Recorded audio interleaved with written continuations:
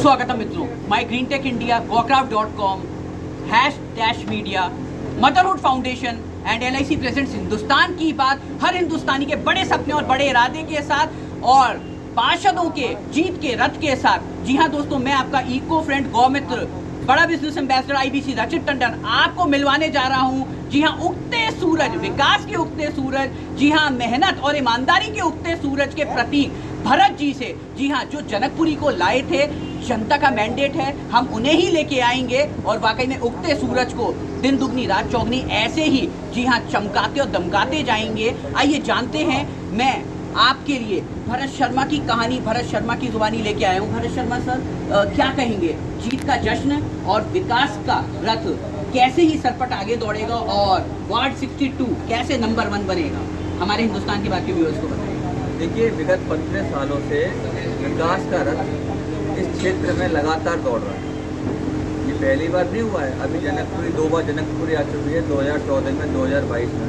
अभी जो 2022 की अगर मैं बात करूँगा जनकपुरी में, 37 सड़कों का निर्माण हुआ। तो लगातार मैं जनहित के मुद्दों से जुड़ा रहा हूँ और मेरी पूरी कोशिश रहती है कि क्षेत्र में विकास की धारा बढ़े। आगे भी यही रहेगा, आगे भी कुछ नया होने वाला नहीं है। हम तो लगातार जुड़े रहेंगे, लगातार जनहित के मुद्दे उठाते रहेंगे। और मैं एक बात और कहना चाहूँगा कि मैं सिंपल पार्षद नहीं हूँ, मैं बिल्कुल स्पष्ट कहना चाहूँगा, मैं जनता के लिए लड़ाई लड़ने के लिए पैदा हुआ हूँ। तो मैं लगातार लड़ाई लड़ूंगा, चाहे किसी भी स्तर तक मुझे जाना पड़े। सर, सूरज उगा तो इतनी तेजी से होगा कि वाकई में विपक्ष भी मुरझा गया। जनता ये कह रही है और वाकई में जनता आपको IPL की तर्ज पर PPL, पार्षद प्रीमियर लीग का धोनी मान रही है, क्योंकि वाकई में आपका चुनाव चिन्ह, कौमी चुनाव चिन्ह उगता सूरज, जी हाँ, ऑरेंज, केसरिया और लाल, और ये कहिए कि येलो कलर से भी मिक्स्ड है, जो धोनी का भी फेवरेट है और अब पूरी दुनिया का फेवरेट होता जा रहा है। धोनी जैसे जयकारे आपके लग रहे हैं। तो जो स्ट्रगल टाइम था और ये विजय का टाइम था, कैसे इसको बैलेंस करते हैं? जो नए युवा आपकी टीम में अब जुड़ेंगे और पॉलिटिक्स की नई पारी शुरू करेंगे, उनको भी आप क्या संदेश देंगे हिंदुस्तान के बाकी में? देखिए, सबसे पहले मैं उस टीम को धन्यवाद देना चाहूँगा आपके चैनल के माध्यम से, जिस टीम ने लगातार मेरे साथ जुड़े रहे। 15 दिन का जो समय था बेहद क्रूशियल था मेरे साथ। एक पार्टी को, राष्ट्रीय पार्टी को छोड़ना आसान नहीं होता, जिसके साथ मैं 15 से 20 साल, अगर मैं कहूँ कि मैं जिसके साथ रहा, सोया, खाया, पिया, उस पार्टी को छोड़ना आसान नहीं होता। लेकिन जो जनता थी, जनता के कहते हैं ना, वो पीठ भारी होती है, तो जनता मेरे साथ थी। तो मुझे पूरी उम्मीद, जनता का लगातार दबाव था जब मेरी टिकट कटी कि आपको जैसा निर्णय लो, हमारे लिए लो, आप अपने लिए तो जो करना है वो करो। लेकिन अब हमारी भी तो बात है कि ऐसा प्रत्याशी आ जाएगा। पार्षद क्या है, जनता से जुड़ा रहने वाला व्यक्ति होता है, और फिर वो लेटर लिखना नहीं जाने, वो आपसे बात नहीं कर पाए, मुँह में मसाला भरा रहे, तो वो जनता को चाहिए ऐसा आदमी जो उससे जुड़ा रहे। तो इसलिए फिर सीनियर सिटीजन है, 5-7 नाम मैं लेना नहीं चाहूँगा, क्योंकि तो काफ़ी लोग हैं। उन लोगों ने इतनी मेहनत करी, लगातार मेरे साथ जुड़े रहे। 11-11, 12-12 किलोमीटर कैंपेनिंग होती थी, वो लगातार जनता तो जुड़ी रही, सीनियर सिटीजन जुड़े रहे, और जो युवा वर्ग था वो धीरे धीरे मेरे साथ उन्होंने जुड़ना शुरू किया। और आप विश्वास मानो, अगर आपने मेरी कैंपेनिंग देखी हो, 70 से 80 लोग मेरी कैंपेनिंग में चलते थे, और फिर उसके साथ हम जिस कॉलोनी में जाते तो पूरी की पूरी कॉलोनी मेरे साथ हो जाती। आज उन्हीं की कॉलोनी का, उन्हीं की जनता का प्यार है जो इतनी बड़ी जीत मिली।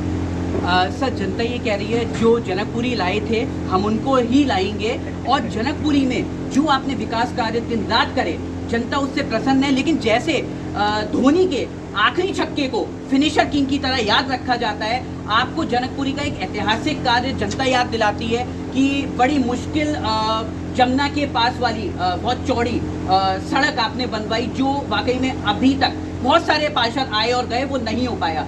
इस पर कैसे प्रकाश डालेंगे, और क्या विपक्ष की जो कठिनाई, चैलेंजेस को जैसे धोनी फेस करते हैं और उसके बाद हेलीकॉप्टर शॉट से एक्स्ट्रा प्रेशर को झेल के विनर शॉट मारते हैं, विनिंग शॉट मारते हैं, उन चैलेंजेस को कैसे फेस करते हैं? देखिए, कुछ ऐसे निर्माण होते हैं जो आपके जीवन में माइलस्टोन साबित होते हैं। उनमें से जो आप जिस सड़क की बात करते हैं वो ही थी, क्योंकि वो सड़क लगभग 1.25 करोड़ की सड़क थी, जो ना तो सांसद बनवा सकते थे ना विधायक, क्योंकि इतना फंड नहीं होता। अगर आप एक ही सड़क में बनवा दोगे 3 करोड़ सांसद को मिल रहे हैं, 5 करोड़ विधायक, 3 करोड़ विधायक को मिल रहे हैं, 5 करोड़ सांसद को मिल रहे हैं, तो पॉसिबल नहीं था। जनकपुरी लाने का उद्देश्य भगवान राम आराध्य को लाना तो होता ही है। इसके अलावा ये भी होता है कि क्षेत्र में विकास के कार्य होते हैं, तो क्षेत्र में विकास के कार्य भी गंगा भाई आप सबने देखा, और आगे भी इसी तरह कार्यक्रम हम लाते रहेंगे। जनकपुरी लाना तो पॉसिबल नहीं है, क्योंकि बहुत बेहद टेंशन का काम होता है, वो तो नहीं लाऊंगा मैं अभी हाल फिलहाल। लेकिन ये ज़रूर है कि मैं कोई घर नहीं छोड़ूंगा क्षेत्र में विकास के लिए। और मैं जनता से भी चाहूँगा, और मैं जिम्मेदार एक जनप्रतिनिधि हूँ, जनता भी अपना मतलब निभाए।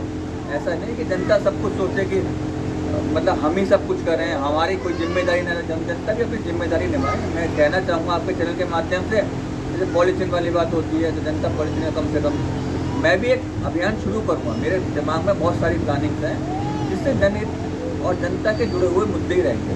सर, आपने पॉलिथीन की बात करी, हिंदुस्तान की बात की मुहिम है गाय बचाओ, पेड़ बचाओ, प्रदूषण मिटाओ, गरीबों को रोजगार दिलाओ, स्वदेशी अपनाओ, विदेशी हटाओ, प्लास्टिक हटाओ और गोधन से धर्मार्थ कमाओ। आप देख सकते हैं, जी हाँ, प्लास्टिक के रावण को मारने के लिए हिंदुस्तान की बात और gocraft.com ने गौमय रामबाण घर घर पहुंचाने का संकल्प लिया है। और आपका भी चुनाव चिन्ह उगता सूरज अब गौमय हो गया है। और योग दिवस, प्राकृतिक संसाधनों का हमें योग युक्त, आयुर्वेद युक्त, प्रदूषण मुक्त भारत बनाना है, नशा मुक्त भारत बनाना है और यज्ञ युक्त और गौ युक्त भारत बनाना है। मोदी जी गौटेक नाम से एक नेशनल एंड इंटरनेशनल सम्मेलन 24 मई को करने वाले हैं। और हिंदुस्तानी परंपरा में विजय गाथा हो या कोई भी शुभ कार्य हो, गौ पूजन से और गौ प्रथा से, गौमय प्रोडक्ट से स्टार्ट होता है। कैसे आप योग दिवस और गोपाष्टमी या गौ पूजन पे अपनी जीत की गाथा जन जन तक पहुंचाएंगे, और गोधन यात्रा के साथ आप क्या कुछ नया कर पाएंगे इको फ्रेंडली डेवलपमेंट के लिए और गौ के लिए? देखिए, ये डिपार्टमेंट गौधन वाला हो गया या गोबर वाला है, इससे मेरा इतना मतलब नहीं है। लेकिन हाँ, जन जागरूकता अभियान में लगातार चलाता रहा। पिछले कार्यकाल में मतलब मैं मंडल का अध्यक्ष था, या और भी जो मैं जिम्मेदारी दी एक राष्ट्रीय पार्टी में, उसका मैं लगातार करता रहा। लेकिन आगे आपके चैनल के माध्यम से आप लोग काफ़ी समय से इससे जुड़े हुए हैं, गौधन और गोबर से, तो मैं आपके साथ मिलकर एक कार्यक्रम जरूर शुरू करना चाहूँगा, जिससे लोगों में जन जागरूकता का जो अभाव है, अब गोबर को गोबर की तरह नहीं ले रहे लोग, तो मैं वो चाहूँगा कि आपके साथ मिलकर अभियान को इसको आगे तक ले जाऊँ।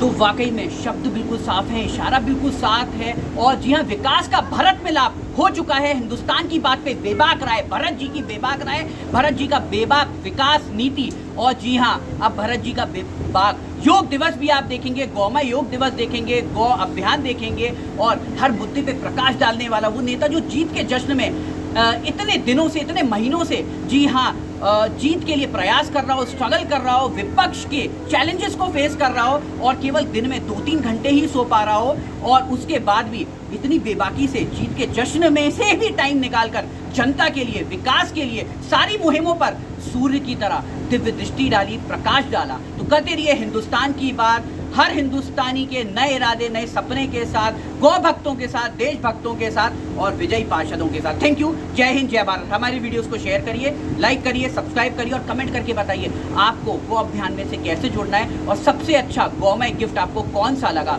79061337 पर आप हमें मिस कॉल या व्हाट्सअप करके अपने गोधन गिफ्ट बुक करा सकते हैं और गौमय वेडिंग्स भी सेलिब्रेट कर सकते हैं, जो आजकल हो रहा है। Thank you. जय हिंद, जय भारत। हिंदुस्तान की बात, रचित टंडन के।